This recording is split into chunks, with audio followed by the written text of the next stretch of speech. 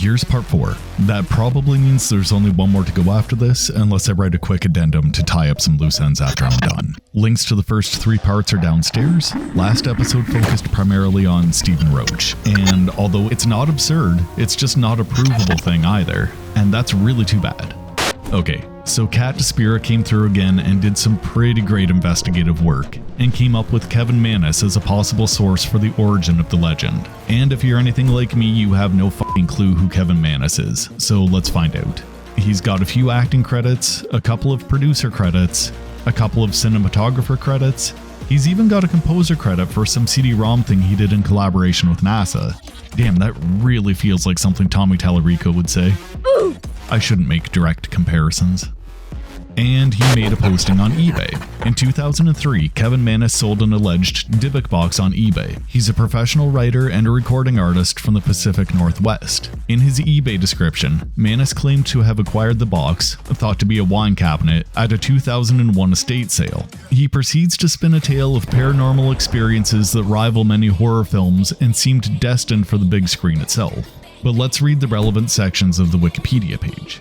The Dybbuk box, or Dybbuk box, is an antique wine cabinet claimed to be haunted by Dybbuk, a concept from Judaism. The box gained notoriety when it was auctioned off on eBay by owner Kevin Mannis, who created a story featuring Jewish Holocaust survivors and paranormal claims as part of his eBay item description. Mannis' story was the inspiration for the 2012 horror film The Possession. In 2021, Mannis told Input magazine that the Dybbuk box story was entirely fictional.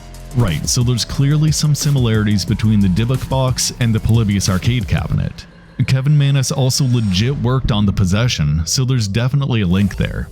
But correlation is not causation. However, Kat DeSpira also talked to Kevin Mannis personally.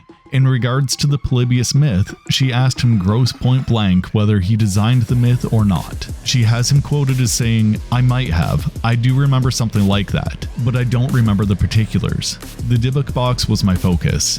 See, not all stories online reach people right away. Some take years to sink in, and by the time they do, they've been added to by so many others that they're barely recognizable from what you initially put out there. Urban legends require a group effort. Like, I recall some video game thing I did a long time ago, but I don't really recall exactly what it was. Although I'm not convinced Kevin Mannis actually started the legend, it is a possibility, and since his memory of it is so hazy, and the legend takes place over 40 years ago, I think the timeline should be considered to be equally hazy. Plus, as he said himself, whatever the original story is, it's not the story that he may or may not have crafted. It's a Cronenberg version of what it once was. And that's the thing with this fucking urban legend. No joke, no matter what avenue you take, you do not get definitive answers on things. That answer to Kat's question is so loosey-goosey, he might as well have not answered at all in my opinion.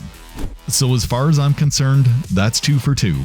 Relevant information? Possibly. Accurate information? Really hard to tell. Okay, so here's another speculative but completely reasonable origin story. Kurt Kohler.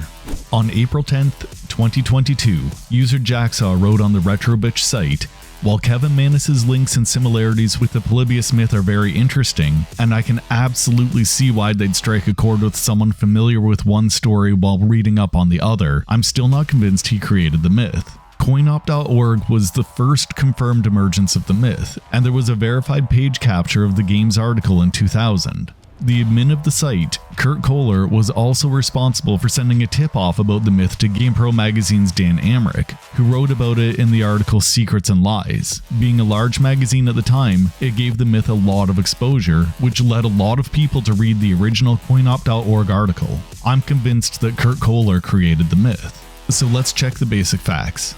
Yes, Kurt Kohler is indeed the founder of Coinop.org. There's even a link to his personal page. Thank you. Finally a tangible photo of a person. And it looks like Kurt Kohler really did report the game to GamePro magazine. And it really is in the magazine, under the Secrets and Lies section. written by Dan Amrich. It's on page 41 and genuinely says inconclusive. So I may end up in the minority here because Kurt Kohler doesn't have any real associations with Portland, Oregon, but this really does make the most sense if we go through things clinically. I mean, seriously, he had the motive, the means, and the opportunity. That's not to say that Stephen Roach and Kevin Manis also didn't have motive, means, and opportunity, but Kurt Kohler had the largest reach and the most to gain from the perpetuation of a legend like this. But for now, let's just keep them in the back of our brains while we're trying to figure this out. We can file them under Polybius Conspiracy Triforce or something. Okay, let's change gears for a moment. What was the original legend at this stage anyway? The urban legend says in 1981, when new arcade games were uncommon, an unheard of arcade game appeared in several suburbs of Portland, Oregon. The game was popular to the point of addiction, with lines forming around the machines and often resulting in fights over who would play next. The machines were visited by men in black, who collected unknown data from the machines, allegedly testing responses to the game's psychoactive effects. Players supposedly suffered from a series of unpleasant side effects, including seizures, amnesia, insomnia, night terrors, and hallucinations. Approximately 1 month after its supposed release in 1981, Polybius is said to have disappeared without a trace. But how was this ever linked to things like MK Ultra? I mean, MK Ultra merits its own video series, but we should still take a quick detour down that road. I've mentioned it a few times now, so let's talk about MK Ultra and why it's linked to the Polybius mythos. MK Ultra was officially sanctioned in 1953 under CIA Director Alan Dulles and spearheaded by Sidney Gottlieb. It officially halted in 1973, so it ran a solid 20 years, in response to fears of Soviet, Chinese, and North Korean mind control techniques during the height of the Cold War. It was a covert program conducted by the Central Intelligence Agency in the United States. The project aimed to explore mind control, behavioral modification, and interrogation techniques. Some of the experiments and techniques involved were the use of LSD on unconsenting individuals, hypnosis, and efficacy regarding both interrogation and memory suspension, sensory deprivation for extended periods of time while monitoring the psychological effects, electroshock therapy, and exposure to chemicals, verbal and sexual abuse, and physical confinement. And all of this was done to unwitting US and Canadian citizens. They weren't informed, they did not consent. It remains a symbol of government secrecy and abuse. The experiments violated basic ethical standards, which led to long-term psychological damage, trauma, and reportedly some deaths. And this is only the tip of the iceberg. Victims and their families pursued lawsuits, but legal justice was limited due to destroyed records. And as with anything that has the allure of mystery to it, conspiracy theories developed. Or at least I hope they're conspiracy theories. Some historians assert that one goal of MK Ultra and related CIA projects was to create a Manchurian Candidate-style subject, as well as false memories and even alien abductions. I won't go any more into detail here, this is a subject I'd like to tackle in a later video, but I do believe that mind control and mind altering was a very real part of MK Ultra, so it's easy to see that as the Polybius legend grew over time, it would start to be correlated with such a government program.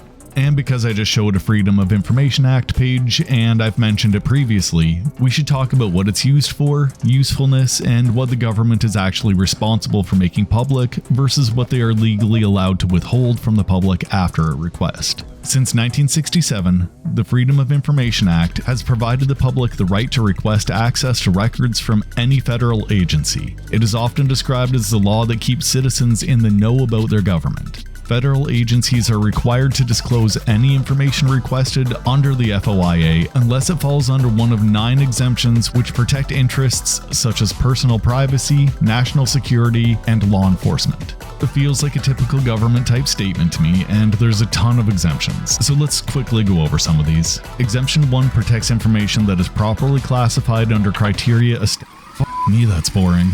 Okay, well, if anyone was expecting full transparency from the government, we're not going to get it here. The Reader's Digest version of that is that there's a really loose version of what the government means by trying their best to get us our information. Not gonna happen if they can find literally any reason not to do so. Information is power.